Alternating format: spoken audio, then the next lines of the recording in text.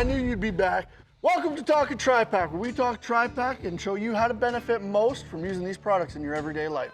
Today we're talking the LDL-1 and the LDL-2 sprays. Now, Max, why don't you tell us the difference between the two of these products here? Yeah, so LDL-1 is an all-purpose penetrant. It does have some lubricating properties to it, and it also doubles as a dielectric spray. LDL-2 is an industrial lubricant, so it does have some penetrating qualities in it, but it's gonna treat the surface as a lubricant and be a lot more effective long term. So the LDL-1 you're saying is more for getting you out of a seize situation, whereas this LDL-2 is more for keeping you out of the seize situation. Correct, yes. This is gonna break down corrosion and rust a whole lot more effectively than this. And this has that great product that we call the AFMT in it too. Exactly. Heavy on that, awesome.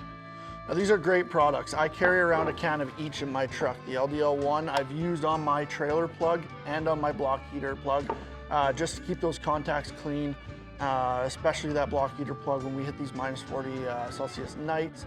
I wanna make sure that my truck is warm and ready to go in the morning. The LDL-2, I mean, I've carried that around and used that on absolutely everything, from weather vanes to bikes to whatever. It's always in my truck and ready to go. Now, if you haven't got your hands on a can of these yet, I suggest you do, because honestly, they do not last long on the shelves. Keep an eye on the YouTube channel as well, because we are gonna be doing a demo video of this. Once again, I'm Kelsey, this is Max. And remember, if it moves, TRIPAK it.